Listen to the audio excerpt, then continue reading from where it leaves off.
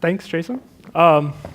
So first off, I just want to say that I'm really, really excited to be here to talk about this new project that we've been working on. We're exploring the factors that are underlying political ideology. So first, we need to get a couple things on the table. That's that political ideology is not the same thing as political party. Political ideology is a dispositional construct. It's a construct that's made up of many underlying traits, and these traits are all flexible over time and with context. So why should we care about the nuance and about the complexity underlying political ideology? Frankly, it's just not good enough to operate on political party and the caricatures of people that creates. These groups might seem to be homogeneous on the surface, but when you look deeper, these simple one-to-one relationships start to break down.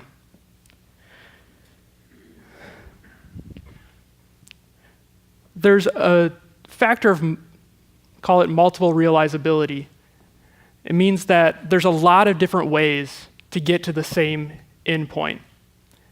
That is that people arrive at their political affiliation from a lot of different motivational factors. If we can better understand these factors, if we can better understand the psychological processes that are underlying them and are driving them, we can create better policy. We can create policy that focuses on the commonalities instead of the differences. We can create better political messaging that's going to reach across the political landscape and speak to the things that the audience actually cares about, and not just what we assume that they care about. So, without further ado, I guess we should get started with the science. So if you look at this chart, this is a correlation matrix between some of the measures that we use in the lab to explore what it is that we're talking about when we talk about underlying cognitive factors. So you can see we have a couple of different scales running on the left. I would like to point out specifically the 2-item scale. This is a really straightforward scale. What we do is we pose 2 statements to the participant. We say, I am a liberal, I am a conservative. They respond on a scale of 0 to 6, how much they agree with each of those statements. We reverse one of them so that they're both going in the same direction, and then we get an idea about how it is that they personally identify. Some of the other ways that we measure the underlying traits are this idea of system justification. So what system justification is an adherence to authority, a respect for convention, and a preference for social hierarchy. These social hierarchies can be based on merit, in the sense that you work more, you get more. They could be based on paternalistic instincts, which would be that the strong ought to care for the weak. Or it could be based on birthright.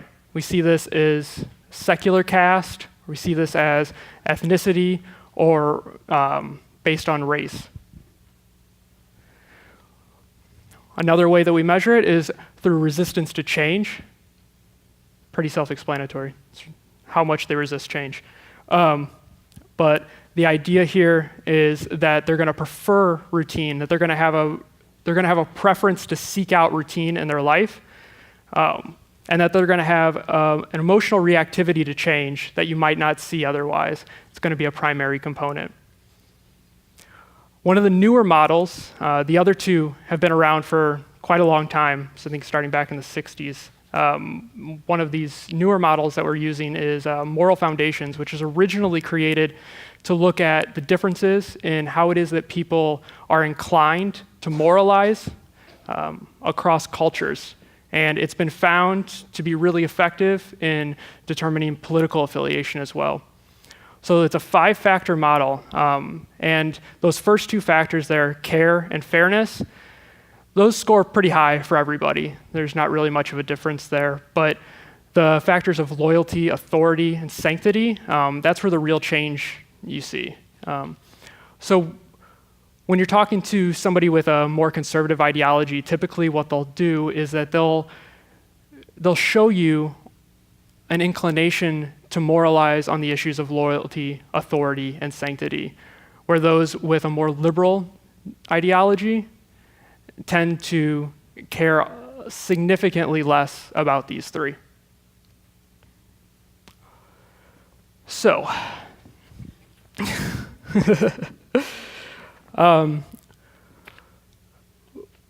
we used all those standard models in the lab, and what we found was that they weren't really all that good at explaining certain behaviors that we were finding.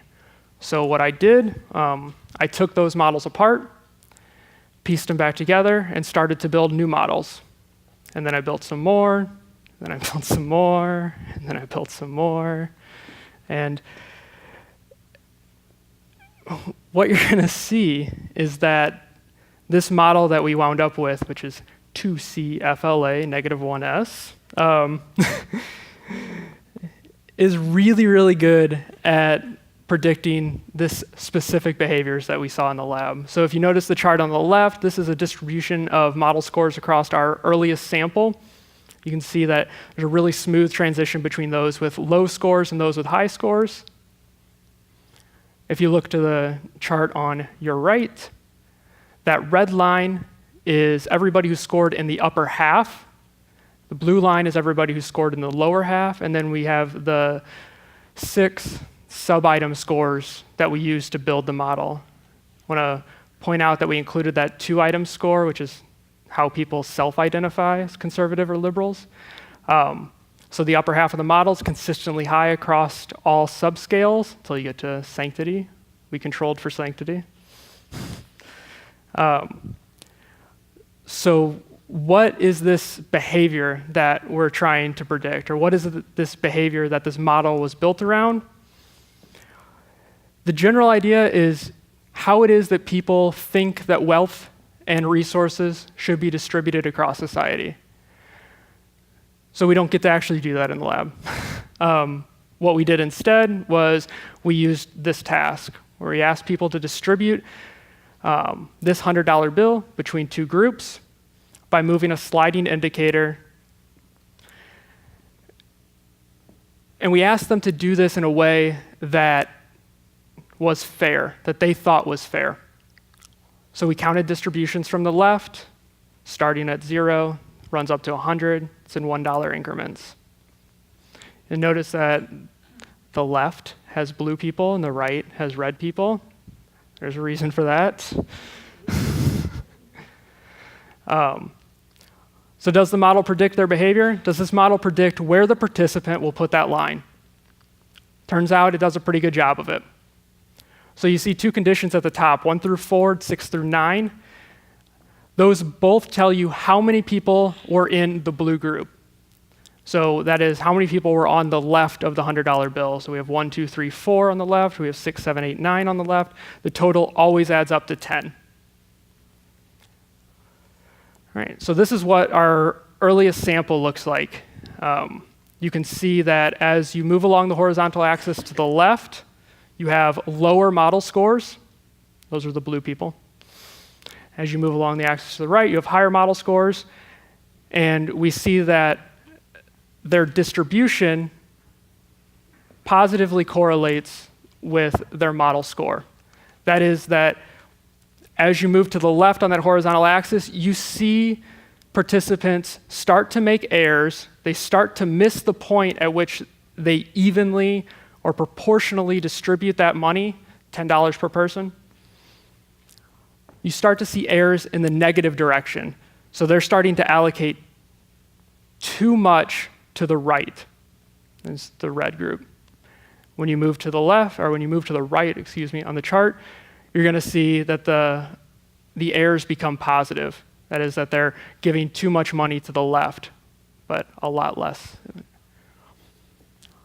In conditions 6 through 9, what you start to see is that the entire trend reverses. This is what made it so hard to predict behavior. So as the trend reverses, you see that lower model scores now indicate larger errors in the positive direction. That is, that they're giving not enough money to the minority group or to the smaller group, the red group on the right. So what this chart is showing you is the average of all of their errors across the two conditions. And we see that those who scored in the lower half of the model were giving about $16, $17 too little to the blue group. And then in conditions 6 through 9, they're giving about $17 too much to the blue group. They made much bigger errors than the group that was high in the upper half of the model. And these errors, and while those who are in the upper half of the model made errors consistently in the same direction, those in the lower half of the model made bidirectional errors. So what do we take from this? Well, we interpreted this to say that low model scores, the word fair, or the idea of fair, is more sensitive to context. That is, that they're more reactive to the context, and they tend to overshoot the mark.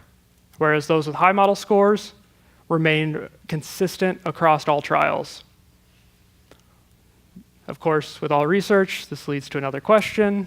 The question is, was there some shared underlying factor, or is there some shared underlying factor that's contributing to both? And we predicted that it might be this idea of cognitive flexibility. And cognitive flexibility is the ability to use the right rule, to take the right action at the right time in the right context to be successful. So how do we measure cognitive flexibility? We do it with this happy face task. So these conditions, or these stimuli 1 through 3, are presented one at a time. If the center face has a green border, the instruction is to match the same face. So you're going to match happy to happy. In this case, the correct answer is to the left.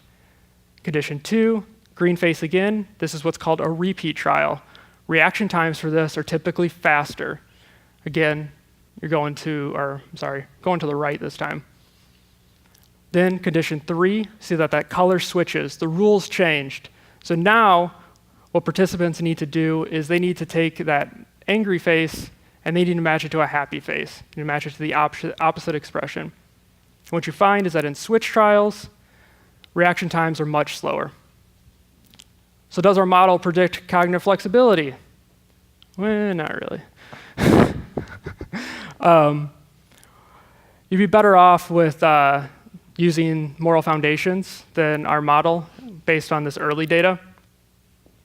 It does run in the right direction, or the predicted direction, but it wasn't statistically significant as far as the correlation goes.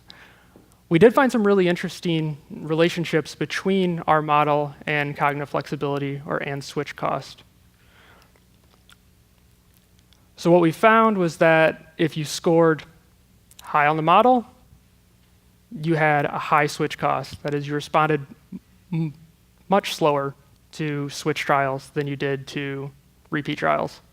For low model, they had an average switch cost of about 53 milliseconds versus the 121. I'm not talking about huge differences here, but we're able to identify them in the lab. So right now, with our sample size, we don't have enough power. We don't have enough statistical power to be able to confidently say that those differences in means are significant. But if we run those tests in the reverse, which is that we sort the group by switch cost, we say that those who have the lowest switch cost are in the low half, and those who have the highest switch cost are in the high half. And then we compare those two groupings by their models. We see that they have an average difference in model score of 2.66. And this difference was statistically significant. So there does seem to be some indication from these early data that cognitive flexibility is an important factor in the way that people are making these resource allocation decisions. So some takeaways for you. If you go home with anything, please go home with this one. Political party is not political ideology. Political ideology can predict behaviors that political party can't. Political party did a terrible job of trying to predict resource allocation behaviors. And we thought it was going to be a give-me that we were going to find in-group bias and that one group was going to be higher than the other and all that. No, none of that panned out. These early data also suggest, like I said, that connection between cognitive flexibility and political ideology. And that's the thing that's the thread of research that we'll be taking into the future. So maybe one last parting thought here is that a lot of times what we focus on is we focus on differences, and as researchers we do that a lot. That's kind of the whole job. But I think what the most significant finding here is that there's a lot of commonality, and that political party isn't enough, particularly when we're talking about deciding between one or the other political party, to really tell a story about a whole person. So what we ought to be doing, probably taking a little bit more time, investing a little bit more energy to make sure that we really understand one another and not just rely on the most simple or the most obvious distinctions between each other. So, thank you. Appreciate it. I hope you all have a great night.